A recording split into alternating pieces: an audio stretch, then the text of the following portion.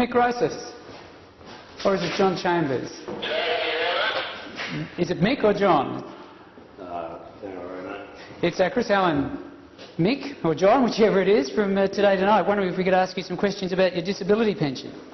For someone collecting a disability pension for a bad back, Tyler Mick Rosas looks pretty fit. I have to tell you, you don't look too disabled. Well, isn't it the case that you are collecting a disability pension under one name and working as a Tyler under another name? Isn't that the case, Mick? Or is it John? For months he's been working full-time on this high-rise on Queensland's Sunshine Coast. He even works Saturdays. We know this because, caught on hidden camera, he told us so. You work all day Saturday? Depends. I like to go at 12. Yeah. But sometimes I don't get away. Okay. But also, usually I play golf Saturday afternoon. So he not only works as a floor tiler, he also plays golf. Remarkable for someone so disabled they collect $450 a fortnight from the government. So how can you justify this kind of behaviour? Ripping off the taxpayers like this? How long have you been doing this for, Mick? Well, what he's doing is tantamount to theft. He's not only ripping off the government, he's ripping off every other Australian. Peter McDonald from the Taxpayers Association can't believe he's been getting away with it for almost a decade. 10 years is an awfully long period of time to go undetected, especially when Centrelink is out there checking up on everyone who gets social security benefits. I mean, I think we need to ask questions of Centrelink as to how this can happen. We received an anonymous tip-off about Mick a month ago. We were told his real name is John Chambers.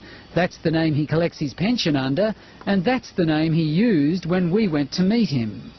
Yeah, good, I'm John. It's my girlfriend now. Another John. Hello, how you doing? Good. Chambers lives on this boat, ironically called the Dollar Boat, which is up for sale. And when we inquired about it, he assured us he was a good bloke. I'm a very honest person. Well, why are you running away? I'm sure the tax department and Centrelink would like to know what you're up to. Even with his disability, Chambers managed to run down 24 flights of stairs to try and avoid us.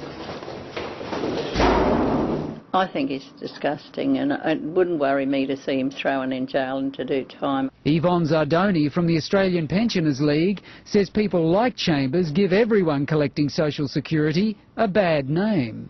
I don't believe in people that rip off the system, and never have. They make it really hard for genuine people that need to get a pension and can't because of people like him. I don't feel a bit sorry for him.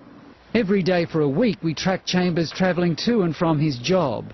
We even saw him using a jackhammer on this balcony. Workmates told us he used the name Mick Rosas to collect his pay, and he certainly answers to that name when approached. Mick, isn't it? I thought I recognised you. I met you with Toby last year. One co-worker who didn't want to be identified says Chambers earns up to $1,500 a week. I mean, most of these guys next door he'll get $1,000 a week, but like Mick on a contract, Tyler's are up around $30 an hour. Back on the boat, Chambers told us all about his taxpayer-funded world trips. Finland, Sweden, Germany, Estonia, Sweden again, Copenhagen. Yeah, I don't mind a bit of travelling around. Even if there was only $1 involved, it'd be $1 too much, but we know there's lots and lots of people involved and lots of money being wasted. That's not good enough. Taxpayers deserve a lot better for the tax dollars that they pay. On his fortnightly pension, Chambers collects about $12,000 a year to supplement his real income. Centrelink can't tell us why they haven't picked him up before, but claim they also have him under investigation. And when we finally caught up with Chambers on the ground, he still had nothing to say. Well, it looks like the only disability you have is with your conscience. So what's this, you've been collecting a disability pension for almost 10 years, is that right? People are going to be rapeable for these people because they're bludgers on society. And nobody wants to pay tax for people like them.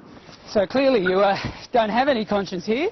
How can you justify ripping off the taxpayers like this? You tell us you go overseas all the time, John. Come on.